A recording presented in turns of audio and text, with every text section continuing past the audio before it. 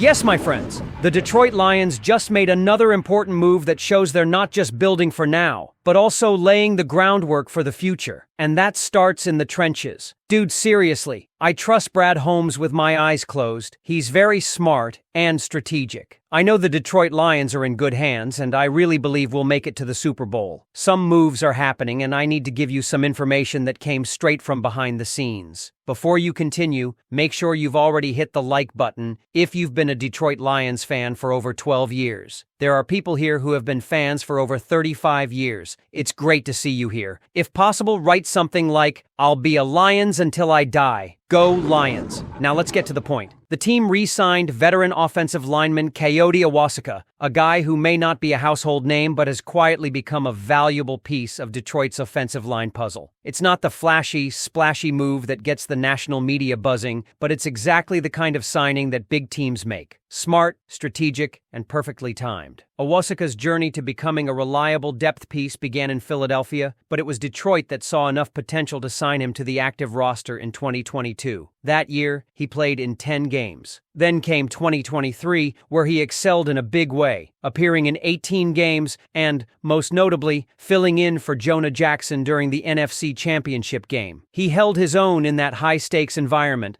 and that performance alone sparked a shift in the fan base's thinking. Suddenly, it didn't seem as necessary to give Jackson a big extension. The team had depth. It had options. It had Awosika. In 2024, he once again served as the top backup point guard, appearing in about 10 games. But this time, something interesting happened. He was passed on the depth chart by rookie Christian Mahogany. A sixth-round pick, Mahogany made enough of an impression to earn some real playing time. And this is where the Lions' draft strategy starts to make sense. They've hit the ground running with Mahogany, and there's real belief that he could be the full-time starter next season at left guard. That would allow Graham Glasgow to slide back to right guard, his more natural position. Speaking of Glasgow, his 2023 campaign wasn't exactly a masterpiece. After a strong 2022, he regressed to a 57.2 Pro Football Focus grade in 2023. That opens the door for someone like Awosika, who actually had a similar grade and improved the more he played. There is a world, albeit an unlikely one, where Awosika takes over as the everyday left guard and Mahogany handles the right guard duties. It's not the most desirable scenario, but it's not out of the question. And more importantly, it's not catastrophic. This is the kind of roster management that wins in the NFL. Signing a guy like Awosika is cheap, familiar, and smart. He knows the system. He's lined up next to guys like Taylor Decker, Frank Ragnow, and Penei Sewell. That comfort level is huge when you're trying to plug and play during a long, bruising NFL season. But the Lions aren't stopping there. They've got more late-round gems in mind, and the draft strategy from last year might just repeat itself in 2025. One name that's catching attention is Marcus Ware out of Montana State. Sure, he's not coming from a powerhouse program, but in 3 years, Ware allowed just 8 pressures and 0 sacks. That's 0 sacks over 3 seasons. Even at the FCS level, that's impressive. He's got some limitations in arm length and lateral mobility, which could hurt him in certain schemes. But those are the kind of traits you try to coach around when the raw production is that good. Another potential target is Luke Newman out of Michigan State. While he had a standout 2023, he took a step back in 2024 under a new coaching regime. Still, the Lions clearly believe they can find talent late in the draft and turn it into legitimate depth. Just like they did with Mahogany. Just like they're continuing to do with guys like Awosika. And while the offensive line story is compelling, the defense is giving us plenty to talk about too, especially linebacker Alex Anzalone. The veteran went on social media to defend the uniqueness of his role, and he's got a point. No other linebacker in the league was asked to do what he did in coverage. He led the league in man-to-man coverage snaps among linebackers, and the Lions as a whole leaned heavily into man schemes. That includes young players like Malcolm Rodriguez, Jack Campbell, and even rookie corner Terrion Arnold, who led all rookie corners in man coverage snaps by a significant margin.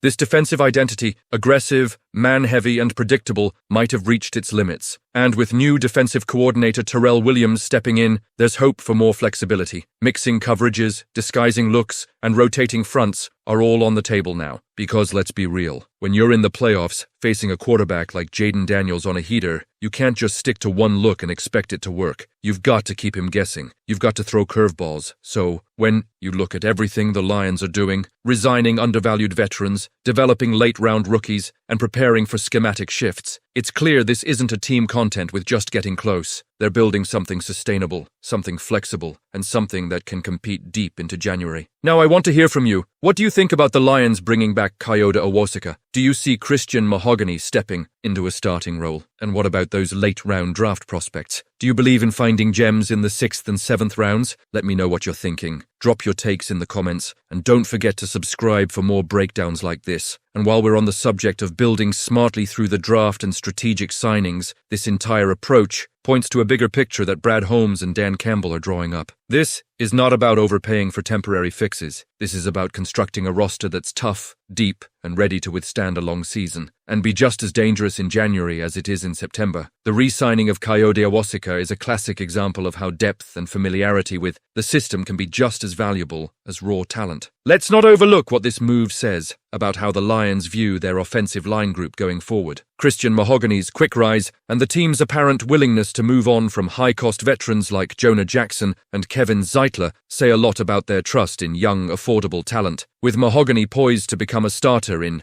just his 2nd season, it frees up cap space and gives the team flexibility to address other needs, like reinforcing the defense or securing a playmaker in the draft. And again, if Mahogany can lock down the left guard spot and Glasgow slides back to his more natural position at right guard, this line could be even better than last year. But if Glasgow continues to decline and can't hold down the job, the fact that Awosika is there, ready and able, adds a layer of security. He's proven he can step in during big moments. That championship game was no fluke. He's battle-tested. What's also fascinating is how this philosophy carries over to the draft strategy. When the team takes a guy like Mahogany in the 6th, the round develops him, and he becomes a starter in year 2. That's not just good scouting. That's organizational alignment. The coaches, scouts, and front office are all in sync. They know what they want, they know what fits, and they're executing. That's how you win consistently. So now we look ahead to the 2025 draft, and the Lions are eyeing similar developmental prospects. Marcus Ware may not be a household name. Heck, most fans probably hadn't even heard of Montana State's offensive line, but his numbers demand attention. 3 years, 0 sacks allowed. That's not luck. That's technique and awareness. Yes, he'll face a big jump in competition, and yes, there are athletic questions, but as a late-round flyer, the upside is there. If the Lions see a bit of Mahogany and Ware, don't be shocked if they pull the trigger. Then you've got Luke Newman, a Michigan State Spartan, which might be tough for Michigan fans to swallow, but this is football. Talent is talent. He had a strong 2023 and then took a step back in 2024 with the coaching change. That's not uncommon. Sometimes a new system just doesn't fit. But for a team like the Lions that knows what they're looking for in a lineman, toughness, intelligence, system fit, Newman could be a value pick if they believe they can. Coach him up. But I want to hear from you. Are you buying into the Lions' draft and develop philosophy on the offensive line?